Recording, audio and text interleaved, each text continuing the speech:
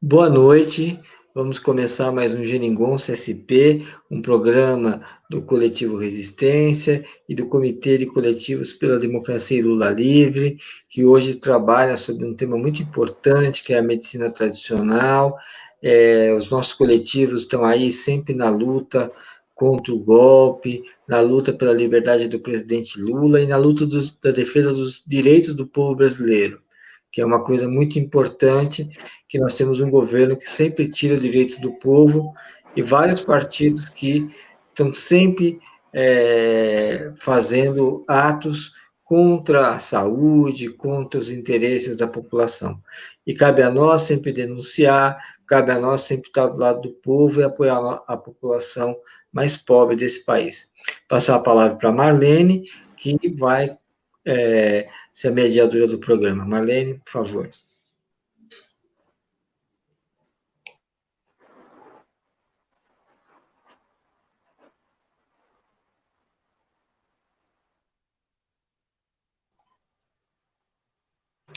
Marlene, tem que abrir o microfone. Olá, boa noite a todos e todas. Estou aqui na representação dos coletivos Resistência, Flores da Resistência, CCDL, nossos coletivos irmãos da luta da rua desde 2016, e aqui para apresentar a 15ª edição do Geringonça São Paulo.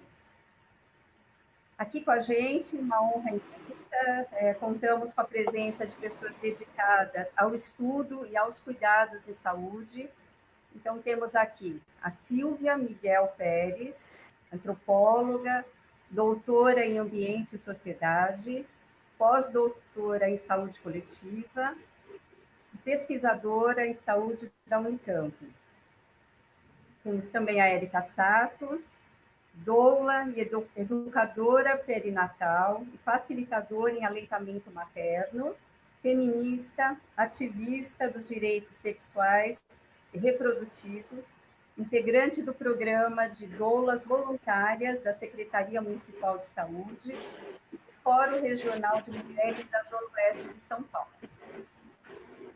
E a Elma Paixão, nascida em Jequié, na Bahia, há mais de 40 anos em São Paulo, herdeira e praticante de saberes tradicionais, com formação em administração, especialização em controladoria, com longa atuação em movimentos populares, presidenta da Associação das Mulheres Dalva Paixão, a sua mãe, na Zona Leste de São Paulo.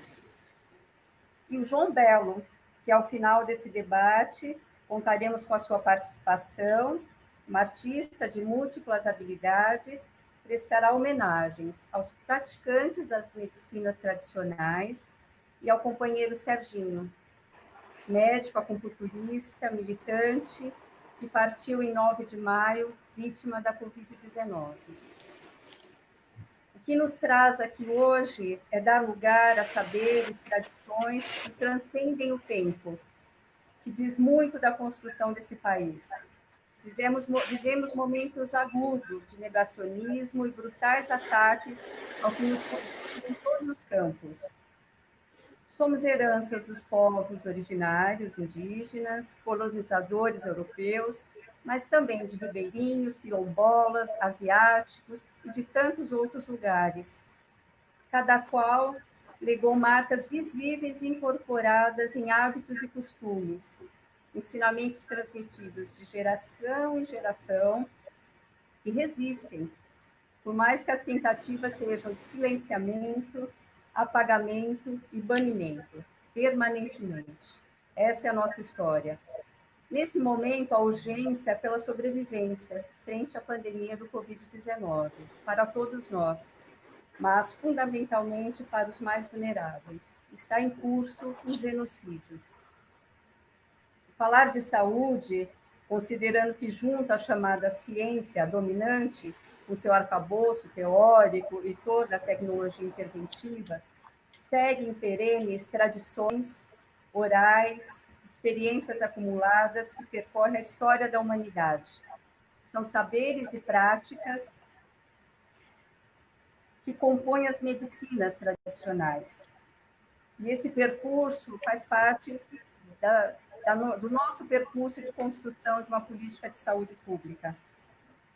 São diversas formas de existência, de subjetividades, mas que o respeito pelas escolhas, pela autonomia, possam estar presentes nas possibilidades de cuidado e de intervenção em saúde, onde o mais importante é o acesso e a possibilidade de vinculação a um serviço.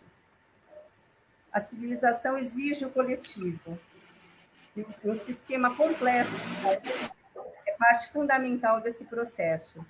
Caso contrário, somos lançados à barbárie. Então, queremos deixar aqui a nossa honra a todos os saberes e a todos os cuidadores e os curadores das dores humanas. Estamos aqui, então, com essa equipe de mulheres experientes, com trajetórias diversas, mas que elas se coadunam no mesmo sentido, numa mesma busca. Então, vamos chamar aqui para conversar com a gente a Silvia. Silvia, gostaria que você se apresentasse e pudesse se colocar à frente a nossa questão para essa noite, que é as medicinas tradicionais. Por que sim? Ok. Então, boa noite a todos. Meu nome é Silvia. Eu tenho uma trajetória de pesquisa na área da saúde, tanto na graduação, no mestrado, no doutorado, no pós-doutorado, e quero agradecer ao convite do pessoal do programa Geringonça por essa oportunidade, e gostaria de dizer que essa fala que eu vou fazer, que será uma fala rápida, ela tem a intenção de organizar o pensamento a esse respeito. Eu gostaria de contribuir com essa organização mais do que constituir uma discussão acadêmica, apesar de que eu vou recuperar um pouquinho aí da discussão acadêmica sobre as medicinas tradicionais e também um pouco sobre as medicinas alternativas e complementares. Então, vamos lá. Então, vamos começar definindo um pouco, né, o que são medicinas tradicionais para a Organização Mundial de Saúde. Então, as medicinas tradicionais são entendidas como aquelas que utilizam plantas, minerais e animais como medicamentos, assim como terapias espirituais, terapias corporais e técnicas manuais. Essas medicinas tradicionais estão também associadas às medicinas alternativas e complementares pela Organização Mundial de Saúde, sendo que essas medicinas alternativas e complementares, elas podem ser identificadas como sistemas médicos e de cuidado à saúde. Elas também são chamadas, por uma pesquisadora que é uma grande referência, né, a socióloga Madel Terezinha Luz, essas medicinas também são chamadas de racionalidades médicas, porque elas portam um saber mais sistematizado, organizado em filosofias, cosmologias, atuações terapêuticas bem determinadas, enfim. Agora eu vou para um outro tópico, que são as resistências e preconceitos com relação a essas medicinas, né, esses saberes, tanto os tradicionais quanto os alternativos e complementares. São muito comuns as visões preconceituosas e reducionistas desses saberes. Essas práticas e conhecimentos foram muito rotuladas no decorrer da história, como pré-racionais, como medicinas ilógicas, sem nenhuma conexão com o mundo objetivo, profundamente marcadas pela superstição, misticismo, pela ignorância e pela ineficácia. E desconsiderando, ignorando a contribuição desses saberes na produção do conhecimento sobre o cuidado, sobre a clínica médica, sobre a atuação terapêutica. Né? Todos esses conhecimentos, eles são muito importantes porque eles abrem perspectivas de percepção sobre o cuidado que torna o cuidado, vamos dizer, uma dimensão mais aberta, né? Para além do biológico, para além da dimensão biológica. Segundo essas visões preconceituosas, que a gente pode chamar de evolucionistas, de positivistas, essas medicinas tradicionais e alternativas, elas estariam situadas em um lugar de inferioridade diante da medicina biomédica, científica. E justamente essa visão, ela pressupõe que quanto mais a medicina biomédica se desenvolva tecnologicamente, desenvolva medicamentos, né? Quanto mais a medicina biomédica cresce, essa visão positivista, evolucionista, ela pressupõe que esses outros saberes, eles seriam destruídos, eles desapareceriam ao longo do tempo. Né? Então, E o que a gente vê hoje em dia, e não só hoje em dia, mas há 20 anos, desde que eu comecei as minhas pesquisas, a gente consegue perceber que quanto mais a medicina biomédica cresce, quanto mais ela desenvolve o seu aparato tecnológico e todo o seu aparato científico, crescem também a procura por esses saberes tradicionais e alternativos, né? Constituindo assim o que a gente chama na antropologia, né, como uma grande reatualização da cultura contemporânea, onde esses saberes eles convivem mesmo e apesar de não se constituírem das mesmas realidades, não nascerem nos mesmos períodos históricos, não abarcarem as mesmas filosofias e os mesmos pensamentos acerca do adoecimento humano e das entradas possíveis dentro dos processos terapêuticos. Então, é uma hipótese muito compartilhada, né, entre os antropólogos. Minha antiga orientadora, Elda Riso de Oliveira, e alguns antropólogos franceses, Bouchilet, de que esses saberes, eles possuem uma lógica própria, eles possuem uma coerência própria que deve ser investigada, que deve ser conhecida, para que a gente entenda a eficácia, o processo terapêutico a partir desta lógica, e não a partir dos pressupostos científicos e biomédicos. Então, para que a gente entenda essas medicinas, para que a gente compreenda, a gente precisa primeiramente situá-las num lugar diferente da biomedicina, cada uma com o seu processo terapêutico, cada uma com a sua concepção de doença, cada uma com a sua com seu modo de tratar, com seu modo de medicalizar, enfim.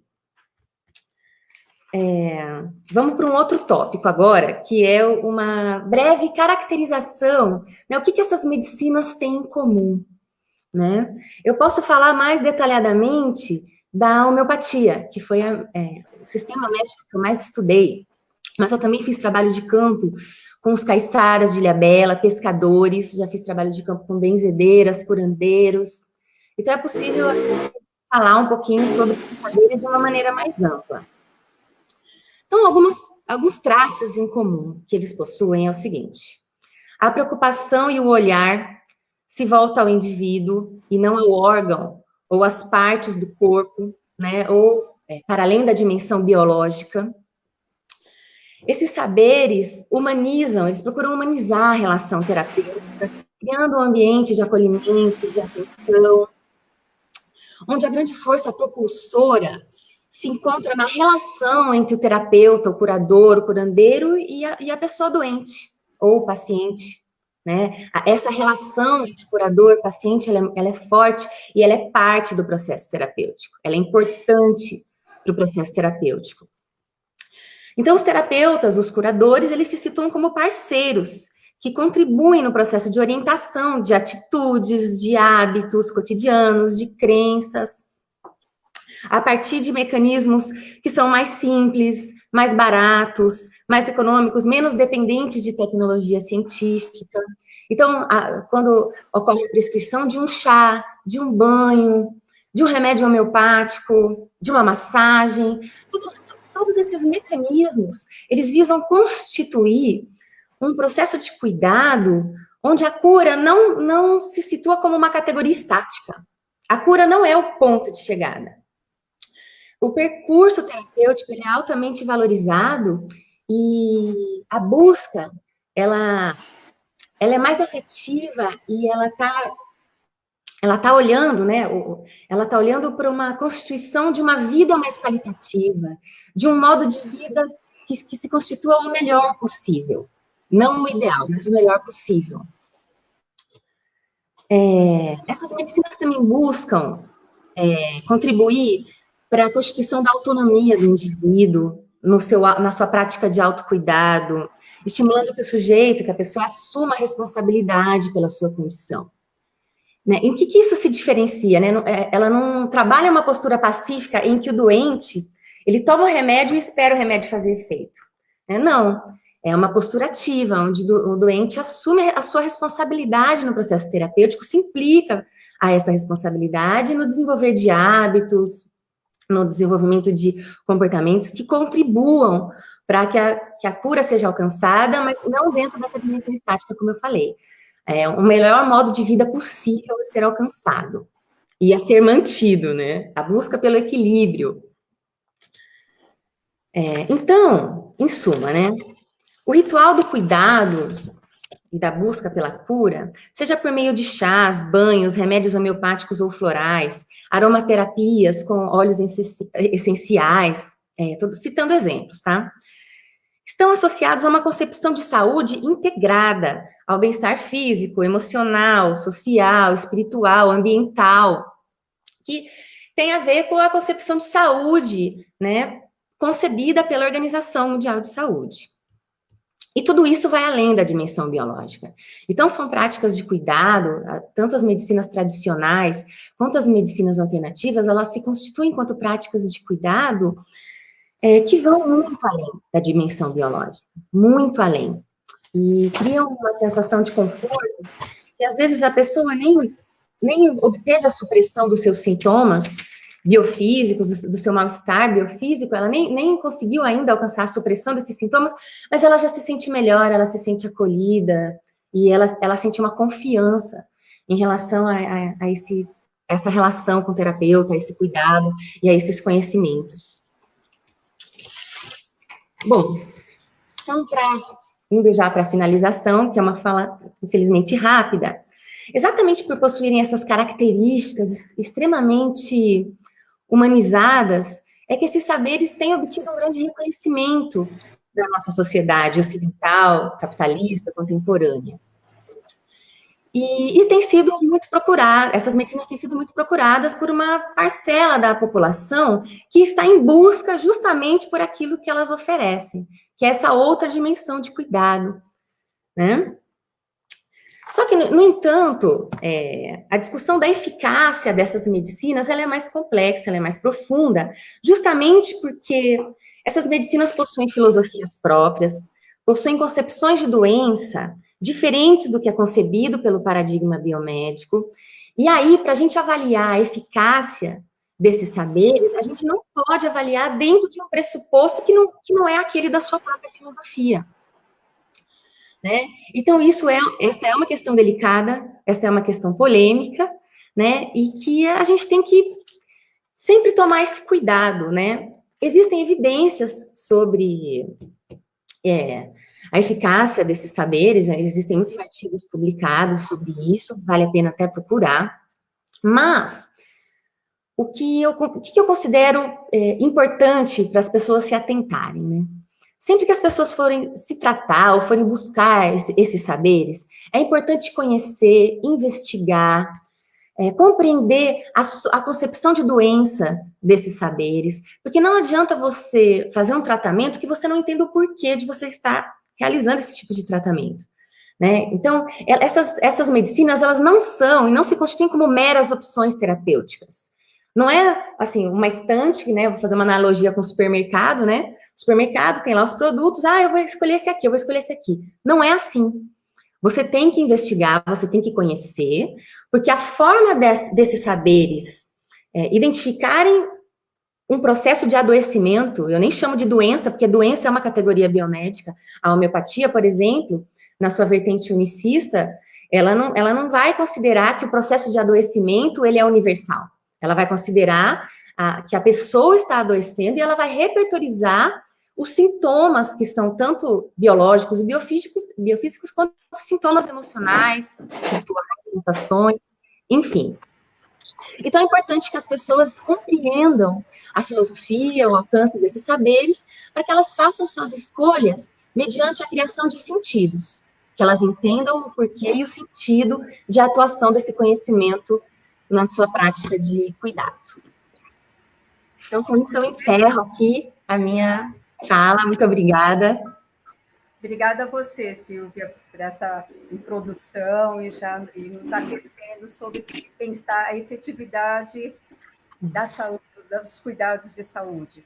E aí a gente vai chamar agora a Érica, que tem longa experiência nesse cuidado, nessa atuação tão diretamente ligada ao cuidar e ao estar junto do outro, né? Por favor, Érica. Boa noite a todos e todas. Para mim é uma honra, um privilégio. Agradeço muito ao Geringonça por essa oportunidade e espero aqui contribuir de alguma forma com a minha experiência enquanto doula, que nada mais é do que uma mulher que acompanha a outra, né? É um privilégio estar aqui com a Silvia e com a Elma. E, Silvia, eu te conto que quem resgatou o trabalho das doulas foi uma antropóloga, Dana Rafael, em 77. Né? Ela resgatou esse trabalho observando mulheres que ajudavam mulheres no pós-parto, com os cuidados dos seus bebês. Mas muitas pessoas me perguntam, mas afinal, o que é doula? O que a doula faz? A doula, como diz a palavra, é aquela que serve, né? E ela sempre existiu, na verdade. Ela era, antigamente, a presença da comadre, da irmã, da mãe ou de uma amiga com experiência que dava apoio e auxiliava a parteira no momento do parto e no pós-parto, os cuidados com o bebê, com aleitamento. Em 1930, entre 1930 e 60, os médicos passaram a ganhar autoridade em relação à saúde da mulher, na gestação e nas consequências do parto. E por conta disso, o parto deixou de ser em casa e passa a ser hospitalar. Com essa ruptura, perdeu-se a tradição de mulheres dando suporte a outras. O que antes era um evento social passa a ser um evento médico, hospitalar. E o parto passou das mãos da parturiente, né, do seu protagonismo, para as mãos dos médicos, dos obstetras. Ou seja, perdemos o apoio de muitas para uma. A partir do movimento de mulheres, em busca pelo parto normal e no enfrentamento às cesáreas eletivas, e como resposta à medicalização, que foi cada vez mais integrando ao momento do parto, com várias intervenções, a maioria delas desnecessárias, que ocorrem em meados do século passado, há um resgate, através dessa antropóloga, do nosso trabalho, do nosso apoio, né? Numa função em que, do século XX, se perde totalmente o protagonismo da mulher. Porque antigamente, as mulheres pariam em casa. Sempre tinha outra mulher, ou da família, ou uma amiga, dando apoio a essa mulher. E nós somos a retomada dessa prática, né, no mundo contemporâneo. Nosso papel é um resgate disso, dos saberes tradicionais, né, e do sagrado feminino. Nosso trabalho é ajudar mulheres e companheiros. A gente acompanha, às vezes, o companheiro também, que está inseguro. Muitas vezes a mulher está muito bem preparada para esse parto, para suas escolhas, mas os seus companheiros não. Então, nosso trabalho também, muitas vezes, é fazer com que esse companheiro dê apoio para essa mulher. Uma das formas, né, é munindo essa mulher, esse casal, com informações baseadas em evidências científicas, falando de todas as possibilidades do parto e oferecendo técnicas não farmacológicas de alívio da dor, de relaxamento e de preparo para o parto. Antes de falar sobre as práticas que vêm de encontro com o que a Silvia fala e também com o tema da nossa live, eu quero esclarecer, porque muitas pessoas confundem a doula com a parteira, né? Nós não somos parteiras. A gente Eu tenho uma frase maravilhosa que é: doula não faz parto, faz parte. Nós integramos a equipe multidisciplinar, né? E principalmente, a doula não substitui o acompanhante. Tendo dito tudo isso, eu vou contar um pouquinho de quais são essas práticas integrativas e naturais, esses métodos não farmacológicos que nós oferecemos para as mulheres durante a gestação, parto e pós-parto.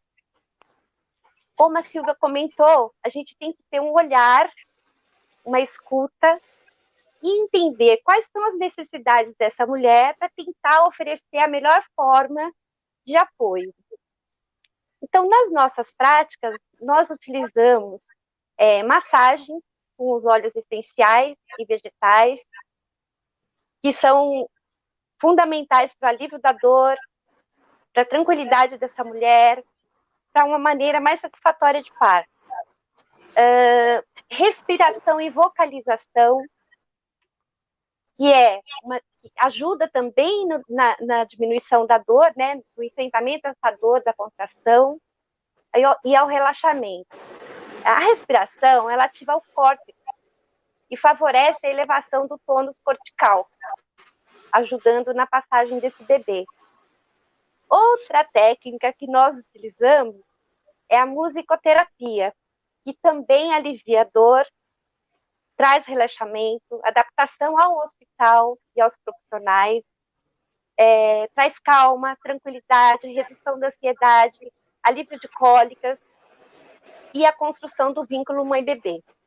Também utilizamos a aromaterapia, que ameniza os sintomas da ansiedade, o medo, o estresse, a irritabilidade, insônia, dor e até o baby blues e depressão. Cromoterapia também auxilia na redução da dor, ajuda na dilatação, ajuda no controle da irritabilidade durante o trabalho de parto e no pós-parto, porque os hormônios das mulheres estão lá em cima e tudo está acontecendo, então é muito natural que essa mulher tenha um humor modificado. Uma forma muito fácil, né, de se ofertar para a mulher e que é um analgésico natural, a água quente e compressa, o banho de chuveiro, a banheira, ou às vezes, quando é possível, né, por exemplo, nos partos domiciliares, nós usamos as bolsas térmicas de sementes, que ajudam, e ali já está fazendo uma compressa e uma aromaterapia, e o escaldapés. O escaldapés tem um potencial de relaxamento muito eficaz, além de ajudar na circulação do sangue, né, das pernas e dos pés. E por último, e não menos importante, nós estamos retomando uma prática das mulheres indígenas, né, que é a placentaria. Existem algumas mulheres especializadas que sabem fazer o encapsulamento, tintura de placenta, shake de placenta. Muitas pessoas brincam, então essas mulheres são comedoras de placenta? Não, na verdade, é a retomada de um saber muito antigo, né? Especialistas hoje já têm estudos que comprovam que a placenta, além de ajudar na recuperação do útero, ajuda no combate ao baby blues, à depressão pós-parto. E, na verdade, a indústria farmacêutica já utiliza os componentes da placenta há algum tempo para elaboração de cosméticos. E uma prática muito importante para as mulheres imigrantes bolivianas, por exemplo, é ter a sua placenta para enterrar. Né? Então, porque na cultura delas, elas acreditam que quando morremos, buscamos o nosso primeiro lar, que é a nossa placenta. Então, de alguma forma, aliás, de alguma forma não, para essas mulheres, quando elas são impedidas, né, de ter a sua placenta para levar para casa e dar o destino que é da sua cultura, é uma violência. E eu vou deixar aqui bem rapidinho o último estudo que saiu, tem a publicação na biblioteca da Cochrane, que são os benefícios comprovados cientificamente do acompanhamento contínuo da doula, né? Então, está comprovado que o apoio contínuo intraparto reduz a duração do trabalho de parto e a necessidade de analgesia, reduz a necessidade de parto instrumental em 10% e o índice de cesáreas em 25%. O apoio contínuo reduz o apgar do bebê em até 38%. Um dos maiores benefícios do apoio contínuo promovido pelas doulas é onde não está disponível a analgesia. E por último, a gente consegue, através desse trabalho, desse apoio contínuo, melhorar a satisfação e aumentar a satisfação com a experiência materna. Passaram algumas fotos, além disso a gente faz print de placenta, né? Nós manuseamos para guardar uma recordação para a mulher, passou uma foto do chá de bênçãos, que é um ritual que nós fazemos para algumas mulheres que desejam, que é a despedida de barriga. Enfim, espero ter contribuído até aqui com as práticas. Eu vou deixar para a Silvia comentar depois. Obrigada. Perfeito, Érica, muito obrigada. Não, com certeza, tem muito que ser falado e comentado, né? Agora, a gente quer conversar com a Elma Paixão, porém, assim, infelizmente, a internet não é nada democrática e a Elma está na Zona Leste, parece que está com problemas bem complicados aí de sustentação do sinal. Elma, você nos escuta? Elma? Pois é, infelizmente, eu acho que é. Mas aí ela vai sair e depois ela tenta retornar. A gente fica aqui de olho se ela consegue voltar, porque parece que ela caiu. Mas... Então, vamos voltar então com a Silvia e com a Érica. Estou escutando. Opa, ótimo. Então nos diga. Boa noite a todas e todos. Boa noite, pode seguir. Estamos te ouvindo bem.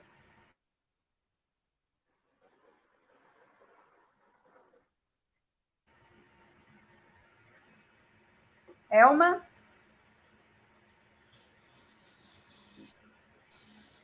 Vocês estão me... Está muito... Agora sim, fala, continua, pode dizer, Elma.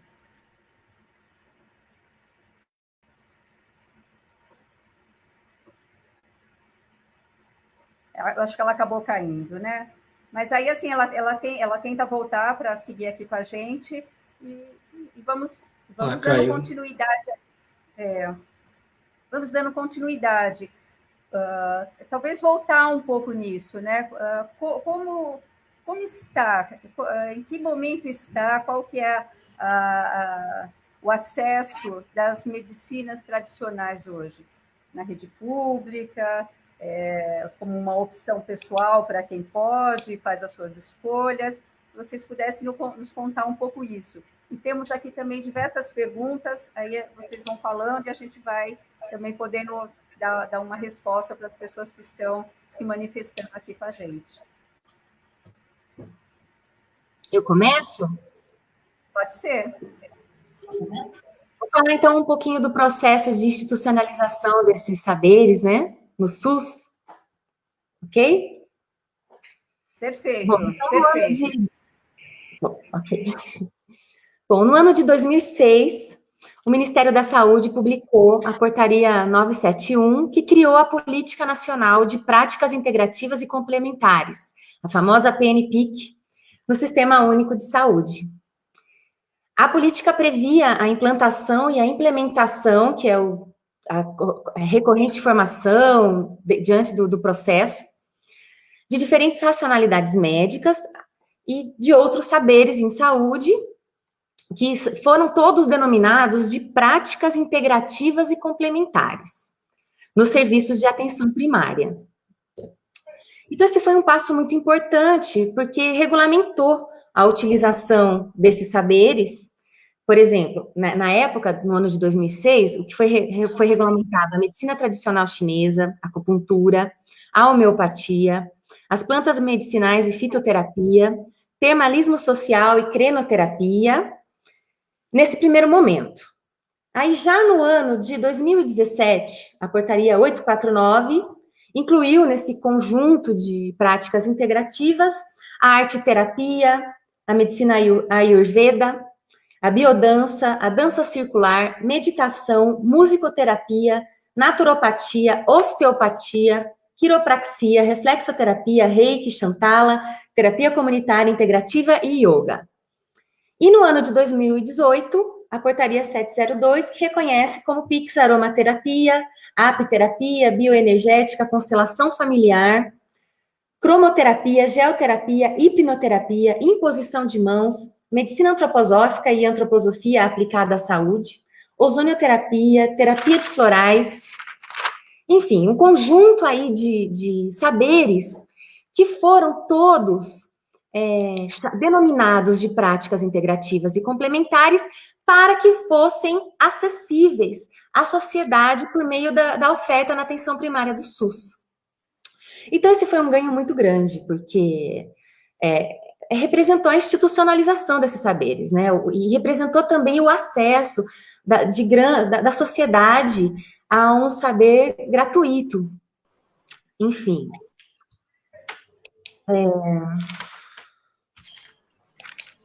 Agora, o que eu gostaria de dizer a esse respeito, né? A integração entre esses diferentes saberes, nos diferentes postos de atenção básica, não é uma integração fácil, se constituem ambientes de tensões, de disputas pela verdade ou pela melhor interpretação sobre o quadro apresentado pela pessoa. Muitas vezes esses saberes são incompreendidos. Então, por exemplo, na minha pesquisa de pós-doutorado, eu analisei as dificuldades enfrentadas pelos homeopatas que exerciam a homeopatia nesses centros de atenção primária. E muitas vezes eles diziam o seguinte: a dificuldade já começava pelo fato do tempo da consulta ser mais longo, né, em virtude da necessidade de uma conversa mais profunda, dessa necessidade de repertorizar os sintomas subjetivos e objetivos, de adoecimento, de desequilíbrio, e muitas vezes esse tempo longo de consulta era mal visto por outros terapeutas, por outros funcionários do centro de saúde, por desconhecerem a homeopatia, por não entenderem a sua lógica de pensamento. Então, esse problema relacionado à convivência desses saberes, se esses saberes são realmente complementares à biomedicina, né, há também uma discussão que diz o seguinte, né, que a biomedicina ela continua sendo a medicina central, a medicina oficial, regulamentada, e esses saberes, ao serem denominados de práticas integrativas, eles assumem uma posição de complementaridade, uma posição participativa no processo, né, mas não uma posição dominante no processo. Então, são recortes importantes para a gente poder compreender em que pé que está essa situação. Não é possível compreender essa complementaridade dentro de módulos ou de receitas, né? Nas nossas vidas, a gente tem a oportunidade, a partir dessas ofertas no SUS, por exemplo, de constituir um caminho terapêutico. Cada pessoa, ela pode constituir um percurso, uma trajetória, utilizando, por exemplo, a acupuntura no momento, e no mesmo momento está fazendo uso de florais, se submeter a sessões de massagens, praticar meditações. Então, a pessoa vai construir o seu percurso a partir do momento em que ela entende o sentido desse percurso no seu processo de autocuidado. Então, por isso, eu quero martelo bem essa questão da autonomia, né, do paciente, porque fazendo uso dessas medicinas, desses saberes, a gente acaba se conhecendo melhor. A gente acaba entendendo aquilo que responde melhor aquilo que o nosso organismo responde melhor. Tal saber eu tentei, mas não funcionou muito bem, então eu agora estou tentando o outro, junto com o outro. Então, isso vai muito da pessoa e do sentido que ela constrói no seu percurso terapêutico. Então, é isso que eu queria dizer. Silvia, temos aqui algumas questões para você, para a Érica, né? Uma delas é trazida pela Renata, nos questiona assim, se nos cursos de medicina ou outros relacionados à saúde, existem disciplinas voltadas ao conhecimento da medicina tradicional? O Lúcio também questiona, em nossa sociedade com hábitos marcados pela competitividade, muito estresse, por alimentação pautada em alimentos envenenados, esta forma de tratamento dá conta dessa nova realidade? Ou estamos condenados ao tratamento alopático? E a Alfredina Marlene. pergunta, oi, a Elma voltou? Exato, é por isso que eu estou falando, ela está aqui na tela. Então vamos aproveitar ela, né? Porque está tão complicado. Elma? Elma? Elma? Elma, você está nos escutando? Oi, Elma. Eu acho que não está sustentando, né, a conexão. Elma? Oi, fala com a gente. Boa noite. Boa noite. Bom, vocês estão me escutando bem? Sim, agora sim. Conta um pouco para a gente da sua trajetória, da sua inserção. Então, a conexão hoje não está funcionando por aqui. Tá? Eu estou com a Nokia, está caindo direto. Boa noite a todas e todos. Espero que eu consiga participar. Então, faz parte do movimento de saúde natural e integral aqui da Zona Leste. É um movimento que a gente atua principalmente em Ermelino Matarazzo com o Padre Ticão. Começamos com o movimento pensando a planta moringa oleífera, né? Porque ela repõe 93%.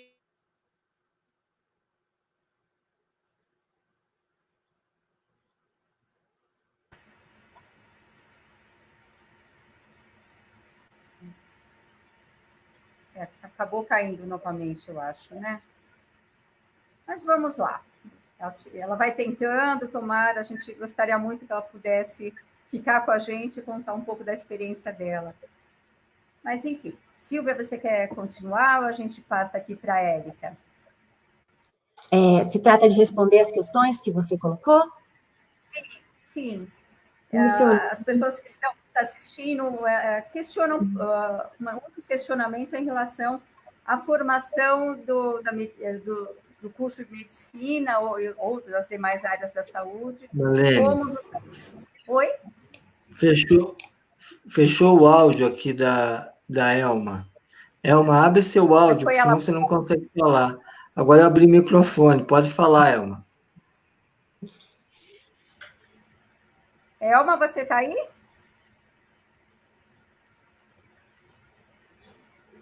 Oi, Elma.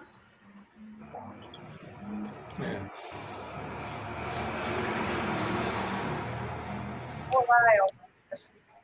Não está nos escutando, né? Eu abri já. Então, e como o movimento tem um apoio da Unifesp, né? Então, os cursos que nós fazemos lá.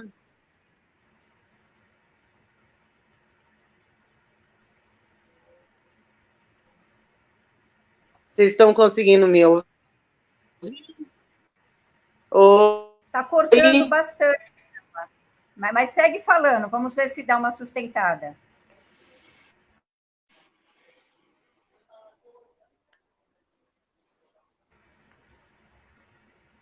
Elma?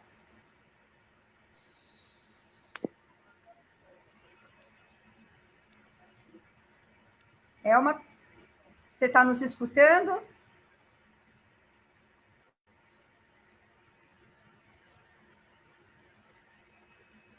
Talvez ela sair, entrar de novo, né, Emílio? Porque, de fato, a conexão está caindo ou ela não nos escuta.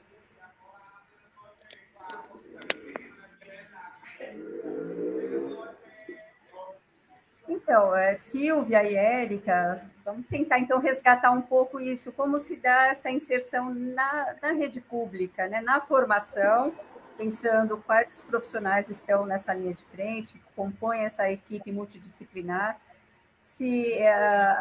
primeiro, se a formação deles, de alguma maneira, dá uma noção, uma inserção sobre as medicinas tradicionais. Outra coisa, fazendo parte de uma equipe de saúde, em que há profissionais com essas habilidades, como tem sido esses encaminhamentos, essa convivência multidisciplinar, interdisciplinar?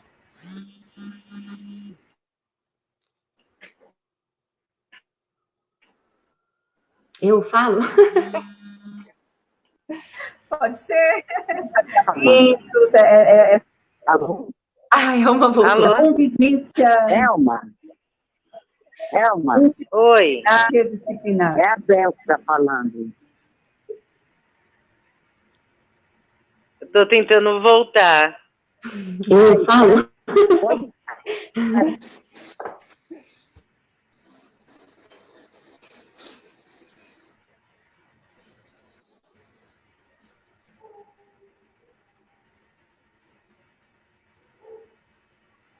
Realmente, começa pelo acesso, né? Se propõe a discutir uma questão tão fundamental, a gente já tem essa dificuldade, que é como os acessos estão aí colocados para todos. Bom, gente, eu creio que Então, Elma, eu acho que talvez você estão me ouvindo? Muito truncado.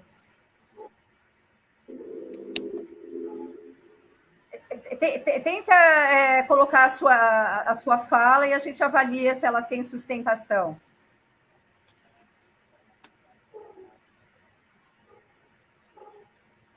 Eu acho que, de fato, está bem complicada a permanência da Elma.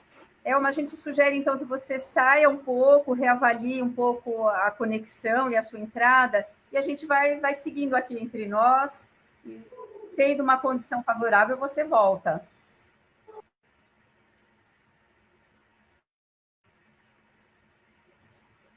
Então, vamos lá, retomando com a Silvia, pode ser, depois a gente conversa um pouco com a Érica.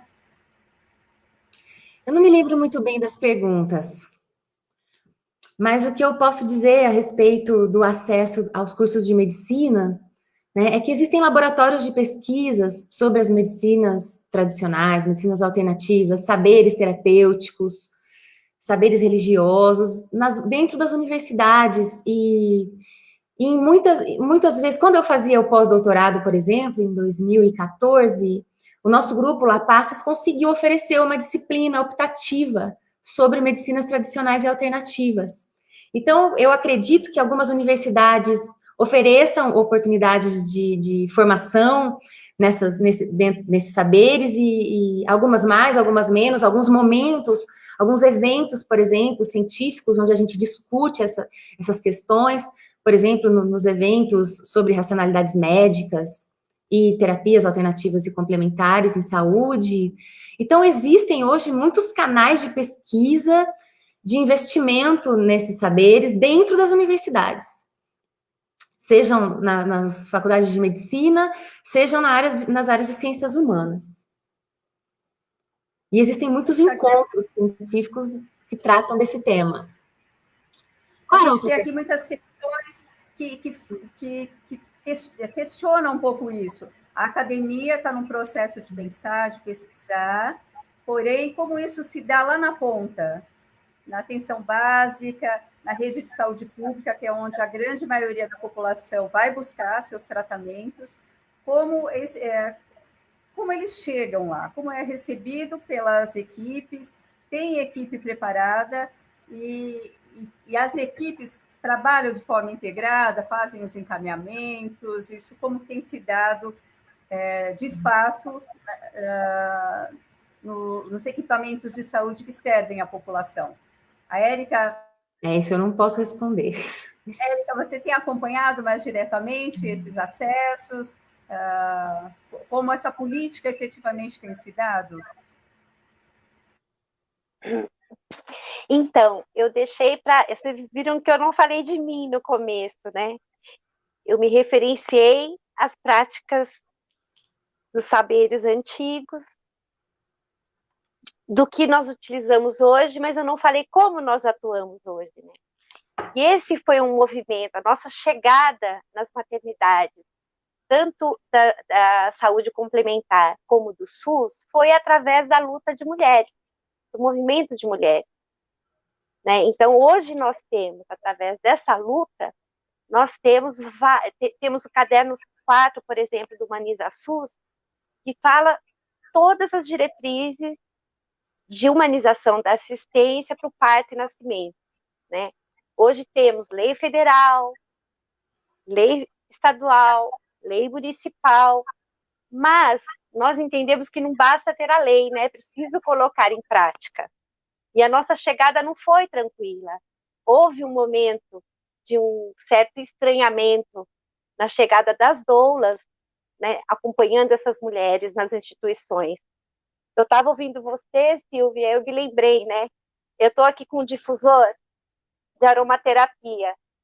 Quando as maternidades privadas, quando eu comecei 9 anos atrás, as maternidades privadas já nos aceitavam, elas nos aceitavam quase como que alguém que deveria ser invisível. Nós não podíamos levar óleo de massagem, nós não podíamos levar um difusor para aromaterapia.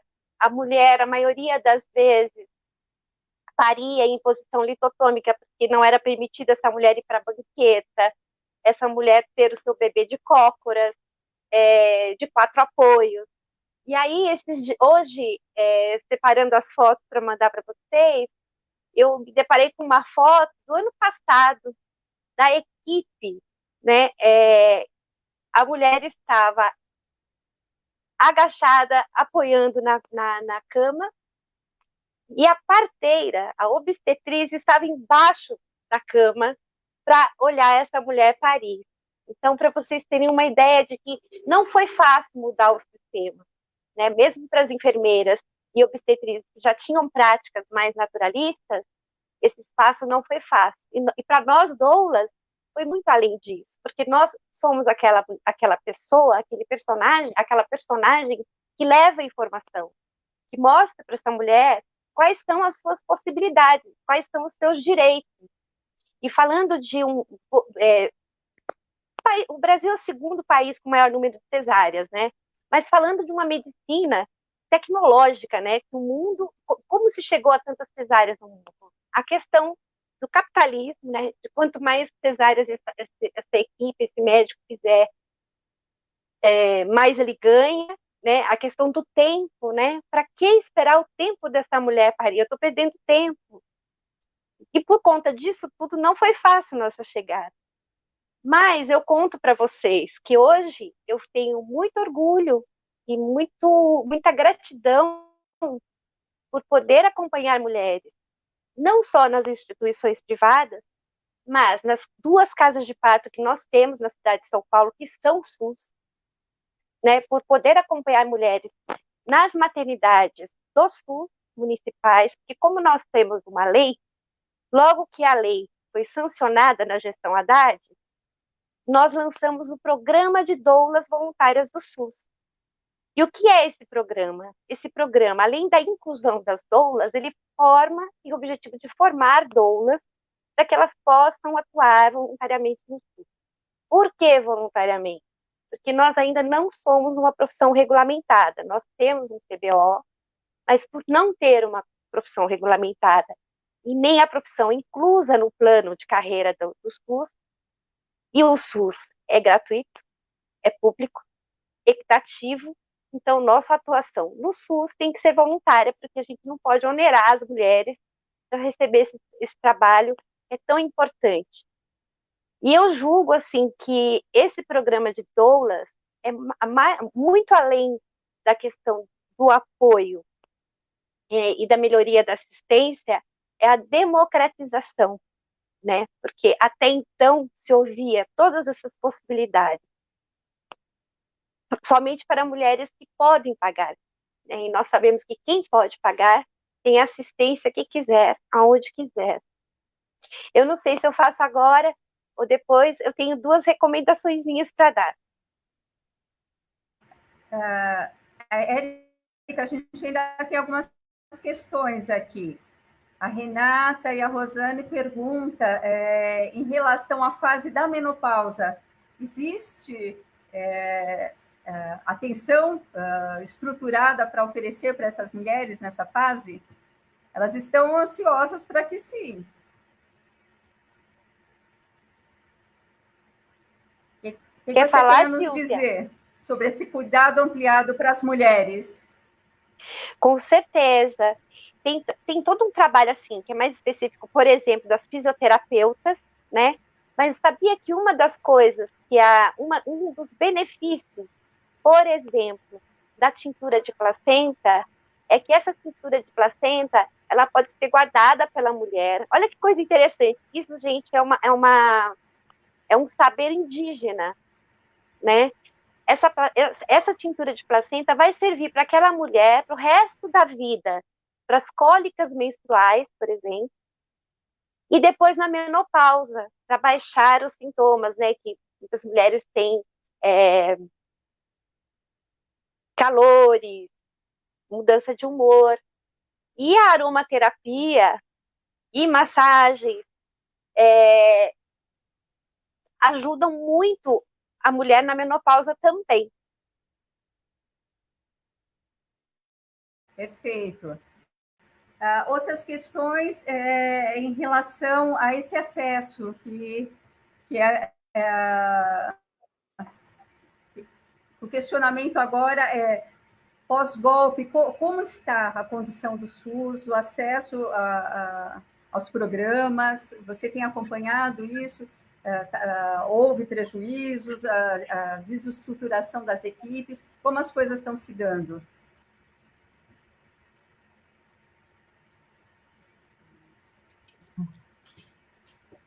Então, infelizmente, por conta do nosso, desculpe a expressão, desgoverno federal, nós mulheres estamos perdendo muitos direitos, né? Basta dizer que vários, por exemplo, métodos contraceptivos foram tirados do planejamento do governo federal. Para além disso, nós tivemos, por exemplo, no estado de São Paulo, mas as 2 se localizam no município, nós tivemos 2 maternidades fechadas, né? Então, assim, 2 maternidades do estado que fecham no município, cujos leitos já estão sobrecarregados, e aí toca essas mulheres a peregrinarem para uma assistência, né? E quando a gente fala, isso é uma coisa muito impactante na assistência, porque quando a gente fala de maternidades, né, instituições superlotadas, a gente fala de uma corrida para desocupação de leitos. E o que isso significa? Significa que aquele tempo, aquela paciência para o andamento natural do parto é extremamente prejudicado, porque as equipes precisam que aquela mulher tenha seu bebê rapidamente para que desocupe o leito, para que entre outra. Então, todas as coisas estão interligadas nesse momento, né? Principalmente agora, com a questão da pandemia, onde as mulheres já estão muito apavoradas de ter que ir para hospitais, e as equipes também, com toda os protocolos de segurança, né? Sim, perfeito. Silvia, tem uma questão aqui do Anderson, que ele pergunta sobre o negacionismo, o racismo, o preconceito e a destruição do meio ambiente promovido por esse presidente. E como tem comprometido as medicinas alternativas e uma melhor qualidade de vida?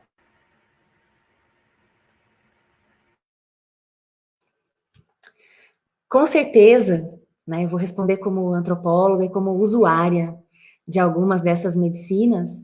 Com certeza, todos esses fatores, eles impactam na nossa qualidade de vida, esses fatores nos deprimem, e isso cria uma falta de defesas, uma falta de interpretações para que a gente possa se defender, justamente porque essas medicinas, elas operam por uma concepção de cuidado amoroso, e não dentro da concepção de guerra, de luta e de combate contra a doença. Né? Nós vamos lutar, nós vamos vencer a doença. Não, essas medicinas, elas não trabalham dentro dessa perspectiva. Então, eu acredito que o negacionismo, por exemplo, cria supostas verdades e fake news, e isso atrapalha muito o processo de legitimação desses saberes, porque são saberes que vêm lutando no decorrer da história do Brasil, por exemplo, e que até hoje a gente se depara com barreiras, com preconceitos, com boicotes, inclusive dentro, né, dos centros de saúde, dentro dos hospitais. Então, eu acredito que seja muito complicado a destruição do meio ambiente, a utilização de agrotóxicos, tudo isso vai prejudicando a nossa saúde, vai nos envenenando, e isso inclui as nossas opções, né? O que a gente vai comer, qual é a seleção que a gente vai fazer dentro do nosso dia a dia. Eu não consigo ser muito bem clara nessa resposta, porque não existe resposta, na verdade. Né? A gente sabe que tudo isso é horrível, todos esses fatores atrapalham. A gente estava num processo de afirmação, um processo de consolidação, que começou com essa política, né, mas que não se consolidou com essa política. É um processo, leva tempo, até que as pessoas conheçam essas terapias que são oferecidas. Eu mesma não conheço várias das terapias que são oferecidas agora pelo SUS, que podem ser oferecidas, não quer dizer que sejam oferecidas. Então, a gente precisa conhecer, a gente precisa de tempo para conhecer, para consumir, para verificar se isso responde bem, se o nosso organismo responde bem a esses saberes. Então, tudo isso leva tempo, exige muito diálogo, muita comunicação entre as diversas áreas do conhecimento e entre os diversos departamentos no interior das unidades básicas. E tudo isso é difícil de se constituir, não se constitui de uma hora para outra. A gente estava nesse momento, de repente tudo isso foi rompido, a gente se vê diante de uma pandemia, então o horizonte não é um horizonte bonito de se enxergar. Mas a gente pode se apoiar nessas lógicas mais carinhosas de cuidado para segurar a onda, por exemplo, né? Para não ficar totalmente deprimido, para não sucumbir a esses perigos que a gente está vivendo hoje. Sim, sem dúvida, né, Silvia? A política de saúde é uma política que ela pressupõe a participação popular, né?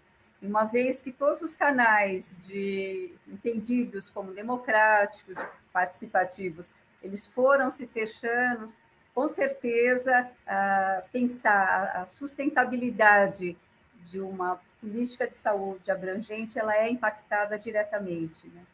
E especialmente em uma delas, até por conta da tônica racista, machista, as políticas voltadas às mulheres são uma das primeiras a serem atacadas, né?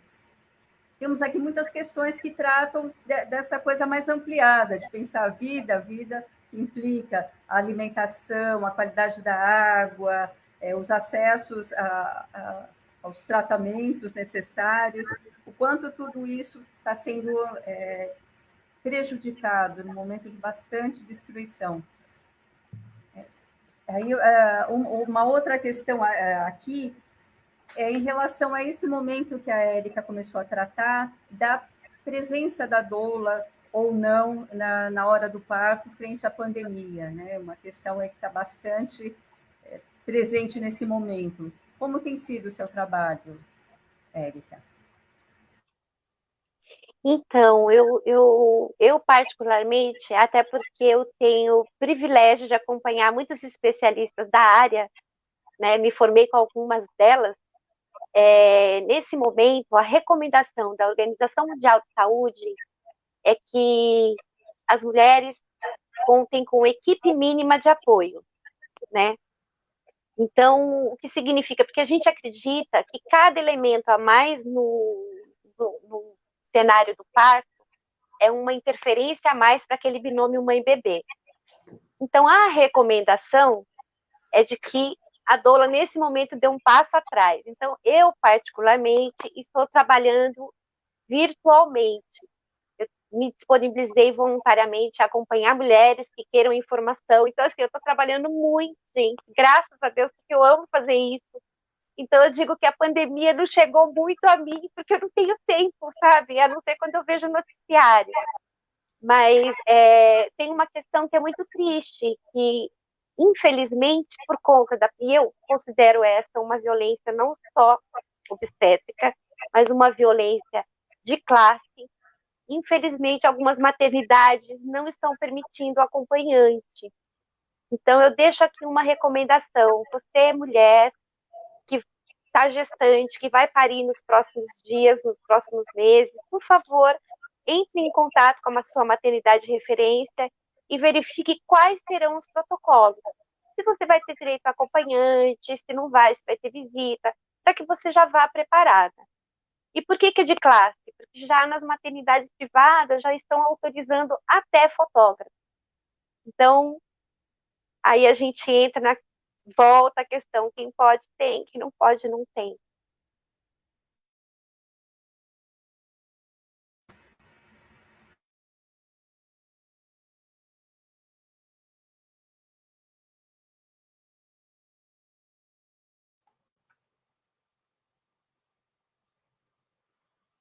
Sem som, querida. Tá sem som, Marlene. Sim. Enfim, uma questão aqui para a gente encerrar esse bloco, que é como as medicinas tradicionais podem nos ajudar de uma forma muito prática e efetiva frente à pandemia, o isolamento para quem pode, o enfrentamento da rua para quem tem que estar na rua para trabalhar. Como vocês têm pensado e poderiam nos acenar aí com algumas dicas, especialmente porque a saúde mental tem sido uma das áreas bastante comprometidas e não sabemos como estaremos no momento futuro aí breve, né?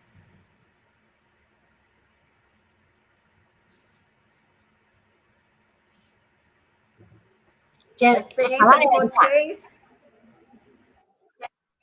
Olha, então, eu vou, se vocês me permitirem, eu vou dar uma dica muito legal que serve para todos e todas e que eu uso pelo menos eu tenho essa prática pelo menos uma vez por semana e eu aconselho a todos, independente da época, mas principalmente nessa pandemia. Eu gostaria de passar para vocês uma receitinha de escaldapés, que é uma prática muito antiga. Antigamente as pessoas, né, tinham gripe e faziam escaldapés.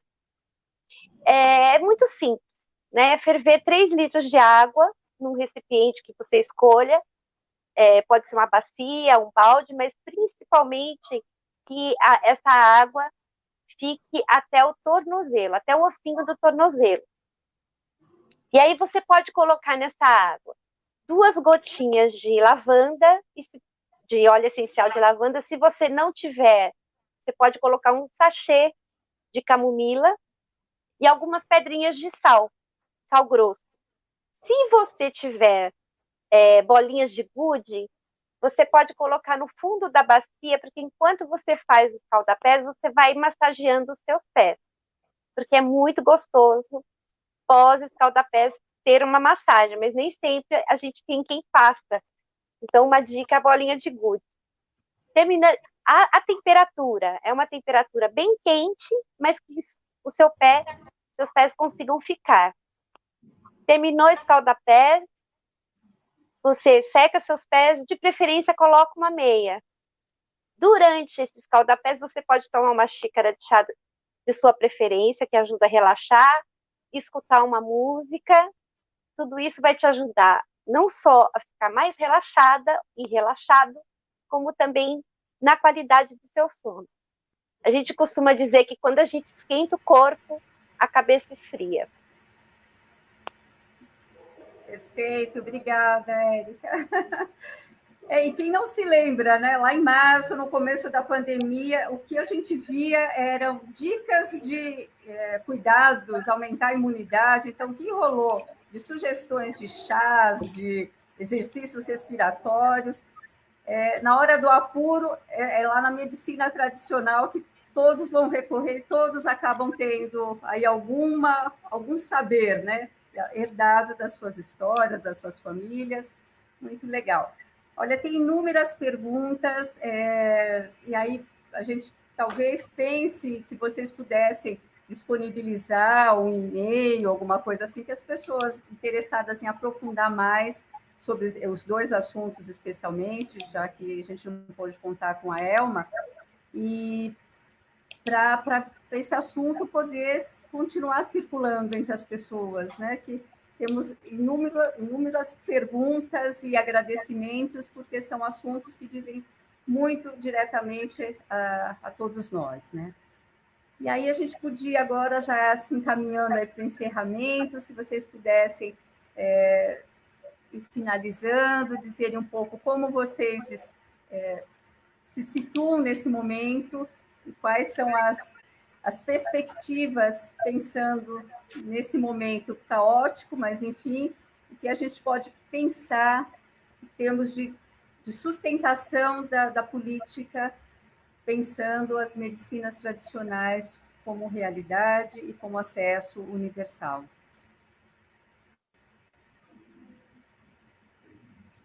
Quer começar, Érica? Aí você já vai finalizando. Bem, muita gratidão pelo convite, pela oportunidade.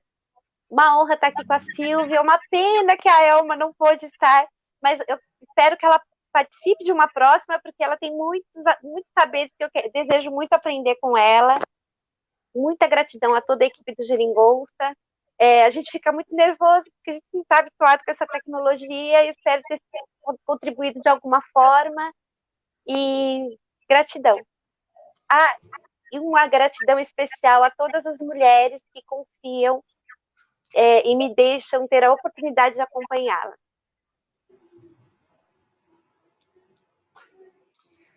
Eu também quero agradecer a todos pela participação aqui nessa conversa gostosa, importante, e deixar aqui o meu sentimento de profundo respeito com relação a esses saberes.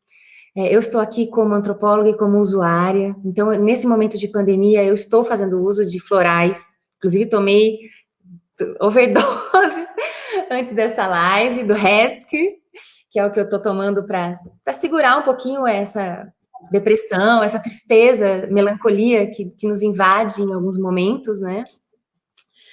E dizer que essa conversa, ela não tem fim, né? É uma delícia conversar sobre esses temas. A gente poderia ficar aqui até a noite e ir para várias direções. Se a Elma tivesse falado, a gente ia ficar maluca, né? Com os conhecimentos tradicionais, raízes, plantas, enfim. Quero uma doula para mim. Viu, minha querida? Preciso de uma doula na minha vida. E é isso. Muita gratidão. Obrigada por tudo. E tamo junto.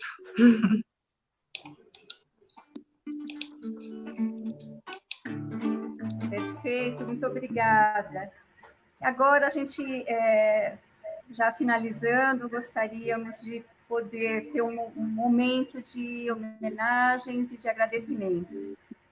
A gente, primeiramente, quer deixar aqui as nossas saudades e agradecimentos ao Serginho, ao Sérgio Moreira, acupunturista, vítima do Covid, que faleceu agora em maio, e que foi um militante muito atuante e que, estando aqui com a gente, ele estaria nessa live. É o tema de vida dele, o quanto a gente estaria aprendendo com ele.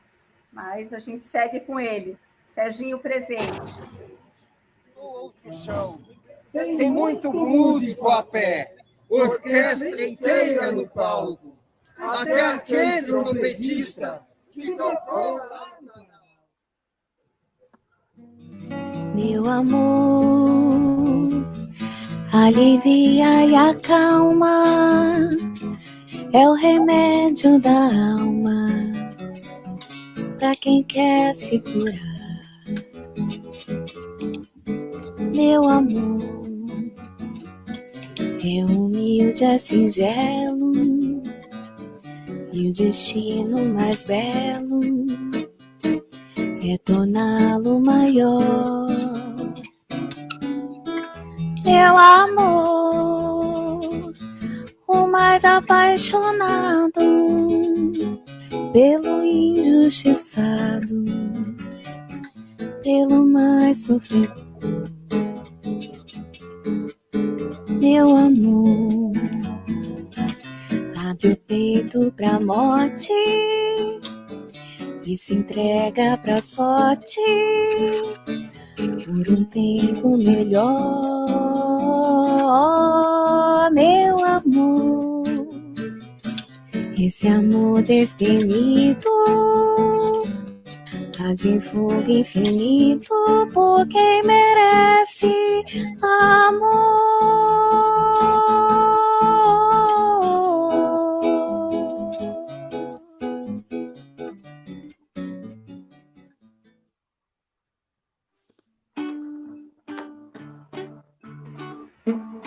Grande Serginho, hein? Grande Serginho. E agora com a gente o grande João Belo, que fará uma homenagem aí aos curandeiros, aos praticantes. Escuta, escuta, e a outra também. Escuta, acolhe, cuidar do outro faz bem. Eu vi um velho na rua, gritando com sua voz, embagada de brigar, com sua língua nua e crua. Desde o tempo em que eu nasci, logo aprendi algo assim. Cuidar do outro é cuidar de mim, cuidar de mim é cuidar de mim. Cuidar do outro é cuidar de mim, cuidar de mim é cuidar de mim. Escuta, escuta, e a outra também. Escuta, acolhe, cuidar do outro faz bem. Eu vi um velho na rua, gritando com sua voz, embagada de brigar, com sua língua e crua. Desde o tempo em que eu nasci, logo aprendi algo assim. Cuidar do outro é cuidar de mim, cuidar de mim é cuidar. Cuidar do outro é cuidar de mim, cuidar de mim é cuidar. É o homem do sonho que está passando. Não é sonho de nata, nem de goiabada, nem de doce de leite. É sonho de paz, é sonho de amor, é sonho de esperança, é sonho de harmonia. É 3 por um sorriso e 10 se houver alegria. Pode ser contando história, pode ser declamando poesia. Não precisa ter medo não, Dona Maria. Poesia não contagia. O máximo do efeito colateral é muito amor e alegria. Virar epidemia. Se virar pandemia que está na moda, aí sim é que vai ficar com um mundo novo, com muito amor no coração.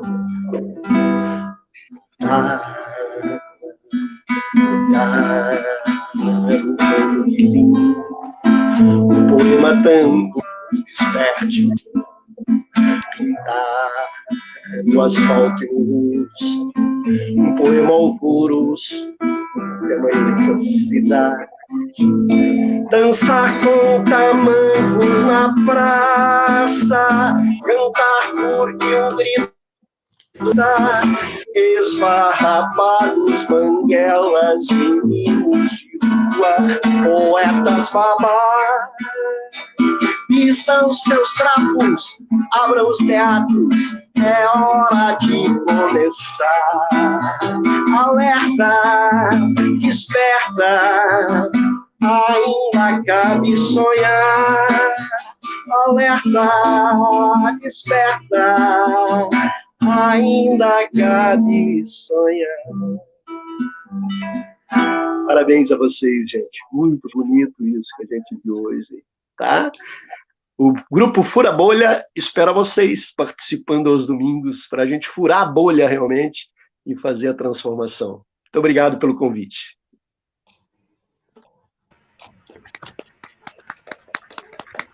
Obrigada, em nome do Geringonça, obrigada em nome de todos que participaram, que fizeram suas intervenções, a gente só tem a agradecer e que a gente possa sair daqui mais fortalecidos com esses saberes e viver melhores dias. A gente agradece muito a todos vocês. Muito obrigada, Silvia, Érica. Obrigada, Elma. Você se está nos escutando, a gente te aguarda para uma outra ocasião. Obrigada, muito obrigada. Obrigada. Emílio. Bem, agora vamos... Gratidão, boa noite. Calma, gente, vamos anunciar aqui o próximo programa do Geringonça, que excepcionalmente vai ser no sábado, Dia da Mulher Internacional da Mulher Negra e Latino-Americana, que nós vamos ter convidadas de várias partes da América Latina. É um programa todo especial, feito com o pessoal de educação popular de várias partes da América Latina, do México e tal, para a gente falar desse dia.